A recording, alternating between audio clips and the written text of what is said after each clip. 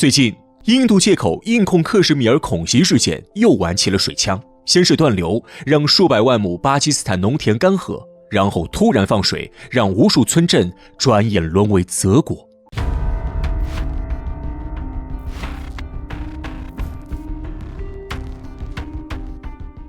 其实，印度玩水枪不是一两天了。曼格拉克、萨达尔等上游22座大坝，像22个水龙头握在手里，想放就放，想关就关。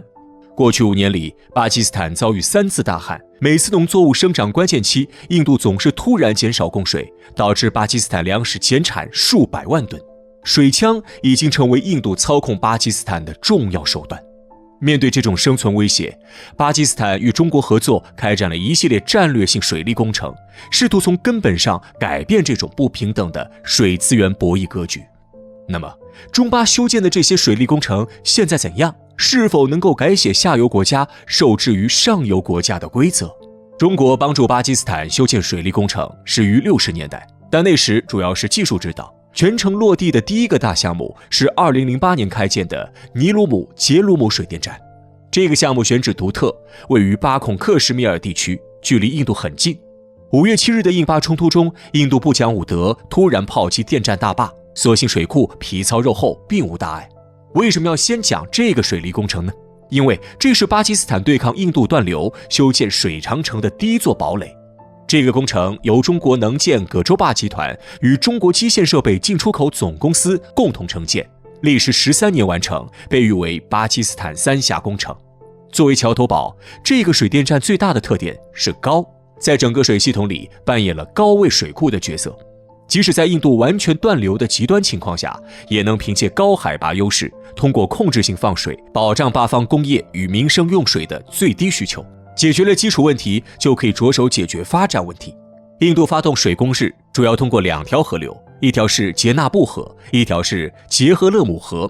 这2条河流是印度河的重要支流，特别是杰赫勒姆河承担了巴基斯坦15%的农业用水，忽放忽断，对农业生产影响巨大。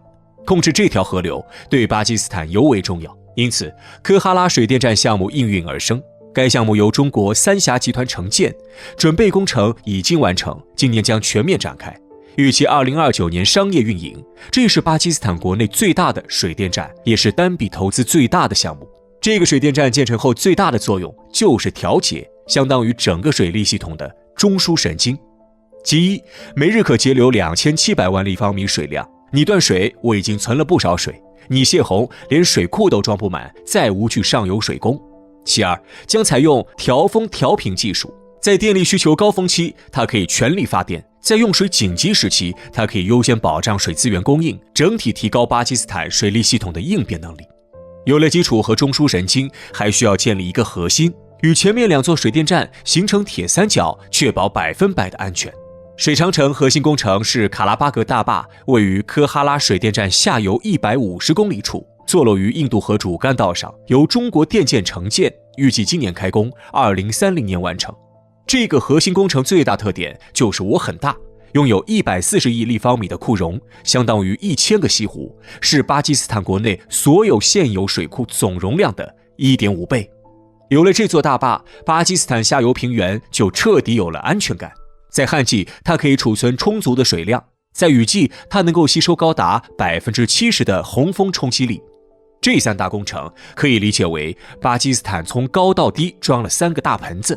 当印度断流时，依次将存的水缓缓释放，保证各种用水；当印度突然泄洪时，又迅速接住，逐次化解洪峰。但是，对这3个大水库，如果仅仅理解为高、调节、大，那远远不够。因为它们不是普通的水库，而是科技感十足的水库。首先，它们能够协同作战，没有各跑各的调。这一水利工程群的技术核心是智能调控系统。中巴联合建立了覆盖整个印度河流域的水文监测网络，包括50个分布在战略要点的卫星监测站。这些监测站不仅能够实时采集常规水文数据，而且能够监测到印度境内水库的水位变化和闸门开启状态。当发现印度水利设施运行的异常情况，基于深度学习技术的 AI 算法将进行分析处理，提前72小时预判印度可能的放水或断水动作，从而引导各个水电站做出正确反应。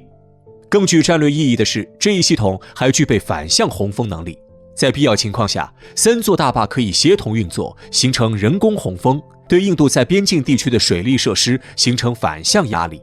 这种以水治水的威慑能力虽然尚未形成，但已经成为巴基斯坦在水资源谈判中的信心来源。其次，尼鲁姆杰鲁姆水电站配备了亚洲最先进的防冰雪系统，能够在克什米尔地区冬季极端气候条件下保持稳定运行。特别是在2023年初的一次极端寒潮中，当印度境内水电站因结冰被迫停机时，这座电站依然保持了85%的出力。这项大工程还拥有完善的沉沙系统，有效延长了水电站的使用寿命。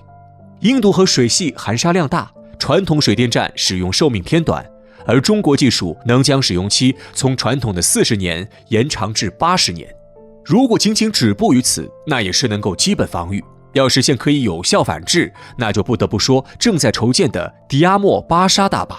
这座靠近中巴边境、位于巴控克什米尔的大坝，由中国电建承建，被视为真正的规则终结者。它将从根本上改变印巴水资源博弈的格局。其一，建于上游的迪亚莫巴沙大坝调控印度河能力达到60%，这意味着比更上游的印度控制力还强。一旦大坝蓄水，将对印度的水电站产生反向洪峰，而印度水电站的基建水平根本无法长期承受高强度水压。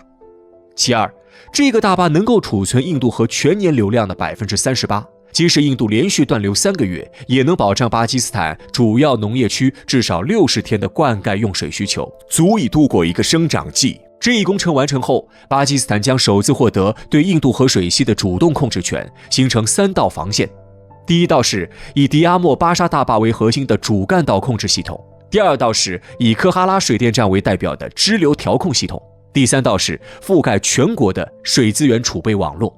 这3道防线不仅使印度的水枪大幅贬值，也成为巴基斯坦反制印度的利器。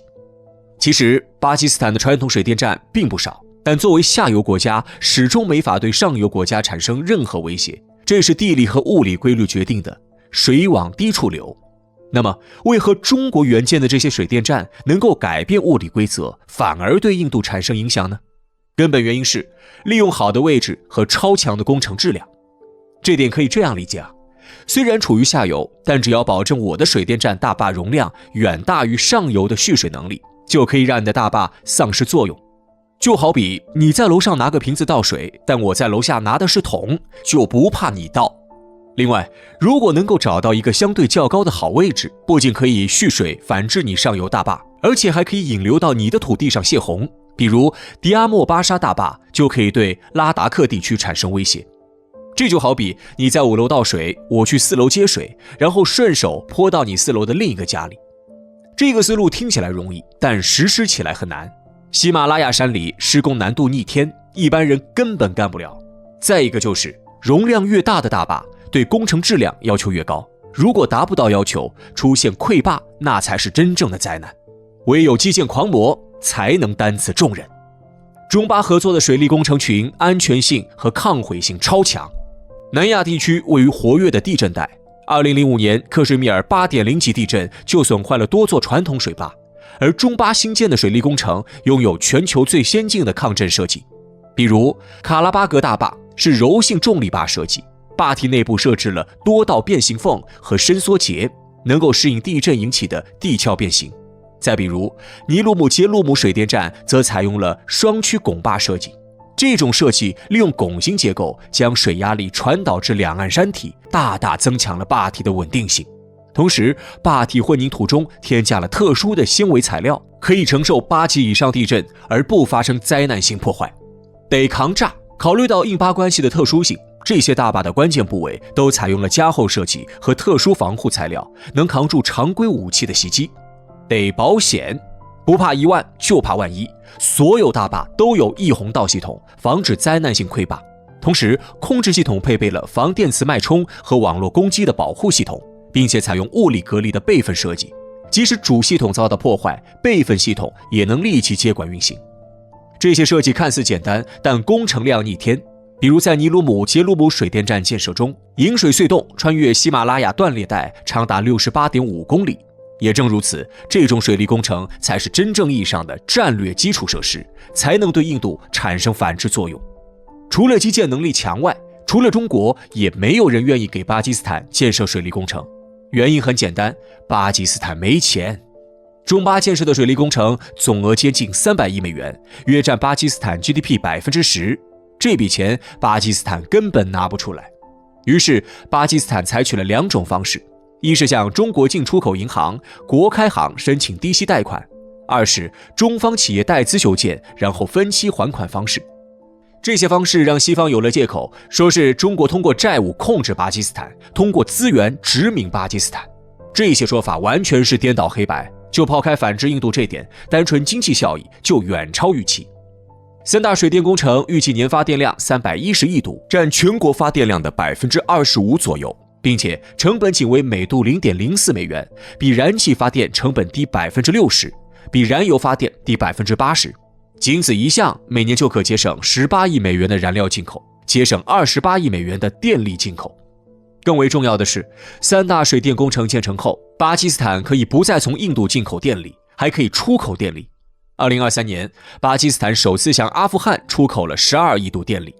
防灾减灾效益也是另一显著经济价值。印度的水枪每年造成约56亿美元损失，预计工程建成后，这一损失将降至17亿美元左右。此外，水利工程还有产业带动效应，比如旅游业、水电装备制造业等等。巴基斯坦如此受惠，那中国图啥呢？乐于助人吗？